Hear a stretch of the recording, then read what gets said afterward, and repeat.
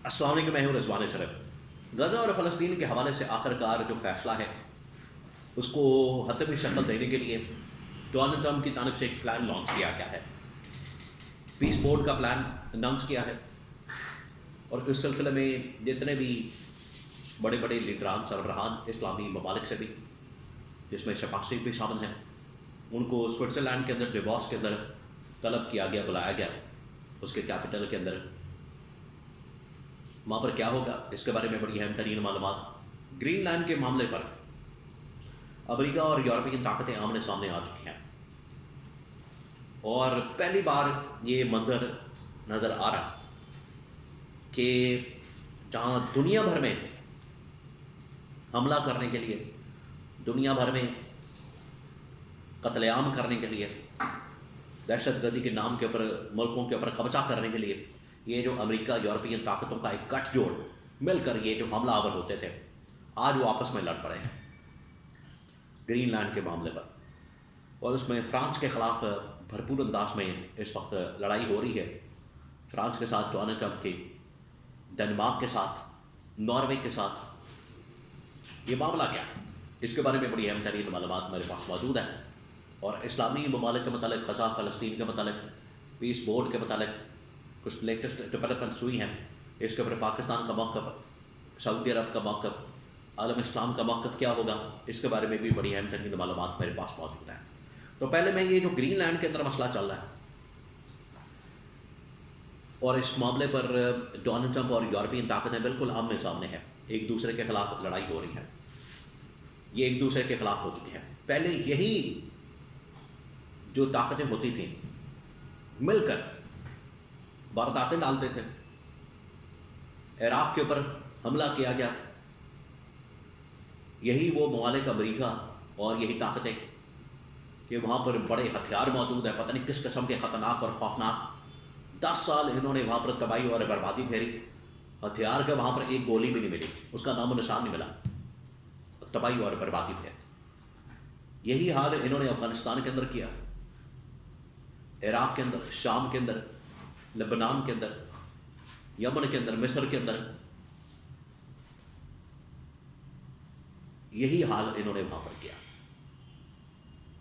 और पिछले 20-25 साल से, 30 साल से, 40 साल से इन्होंने दुनिया के अंदर अन्नी डाली हुई है, अन्नी मचाई हुई है। आज ये आपस में लड़ पड़े। अमेरिका जो कि ग्रीनलैंड को कब्जा करना चाहता है, ग्रीनलैंड के ऊपर, और इसके लिए अमेरिका एक तरफ है, यूरोपियन ताकतें एक तरफ है। जब यूरोपियन ताकतें दूसरी तरफ खड़ी हुई हैं तो अमेरिका ने उनके ऊपर, डोनाल्ड ट्रंप ने उनके ऊपर हमला शुरू कर दिया और अब उनकी जो ज़ाती व्हाट्सएप की चैट्स हैं, उनकी जो बातचीत है, कम्युनिकेशन है, उसको भी ट्रंप ने पब्लिक करना शुरू कर दिया और मिलकर ये क्या क्या मंसूबे बनाते हैं, साजिशें करते हैं, वो भी पब्लिक हो गई हैं। मैकरॉन की, फ्रांसीसी सदर की, उसने एक व्हाट्सएप की चैट लीक की। उसके अंदर मैकरॉन ये कह रहा है कि आप इधर के मामलात को छोड़ें, यूरोप के, ग्रीनलैंड के, इधर इराक़ के ऊपर चढ़ाई करते हैं, गज़ा के ऊपर चढ़ाई करते हैं, गज़ा के मतलब एक नया प्लान बनाते हैं, आए हमारे साथ बैठे। ट्रंप ने उसको उड़ा के रख दिया, वो चैट ही पब्लिक करती है। उसके बाद मैकरॉन आगे बगोला है, बड़ा गुस्से में है।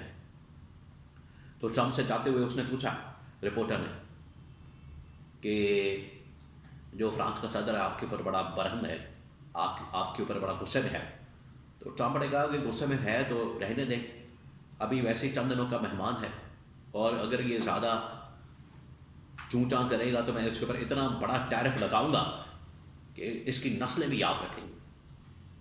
फिर इसी तरह से नॉर्वे, इसी तरह से डेनमार्क, इनको भी शदीद तरीन धमकियाँ दी गई हैं, टैरिफ की, इंपोर्ट एक्सपोर्ट की, इकोनॉमिक सैंक्शंस की, तमाम चीज़।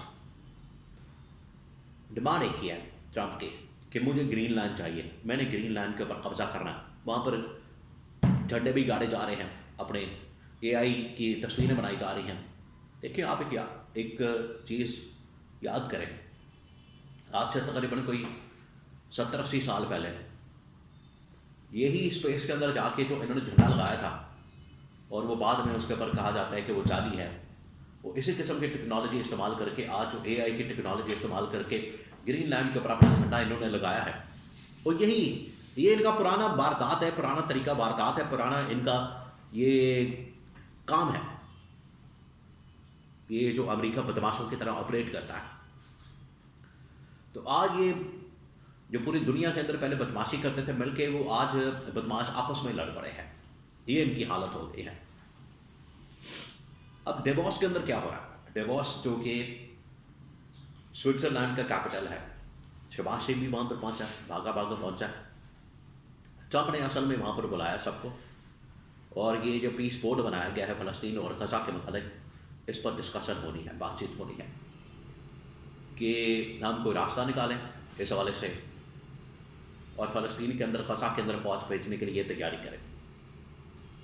अब शहबाज शरीफ भी पहुंचा है, पाकिस्तान का जो मौक़िफ़ है वो पता चल जाएगा 1-2 दिनों में, आलमी सतह के ऊपर, इंटरनेशनल लेवल के ऊपर रिपोर्ट हो जाएगा।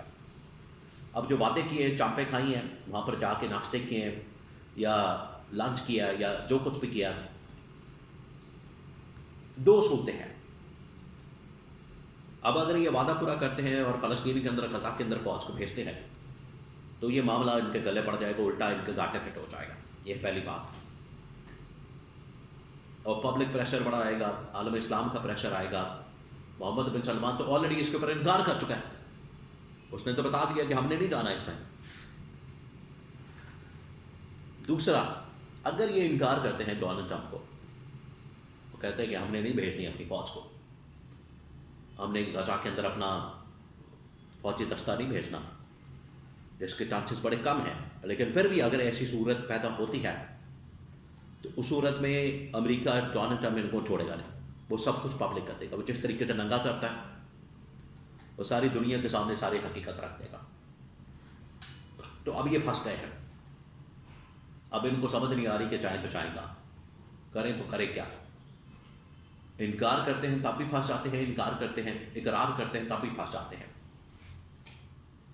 तो ये डू और डाई, आर या पार सिचुएशन, आगे कूदे पीछे खाई, ये बन गई है इनके लिए सूरत हाल। पहले इनको कहा जा रहा था कि आप अपने इंटरेस्ट को, अपने मफाद को, अपने पाकिस्तान के मामलात को सामने रखते हुए फैसला करें, जपियाँ डालने की, तारीफ़ें करने की, खुशामदें करने की, और ट्रंप को माई बाप बनाने की कोशिश मत करें, ये गले पड़ जाएगा। आज देखें वो मामला गले पड़ गया। आज इनको समझ नहीं आ रही,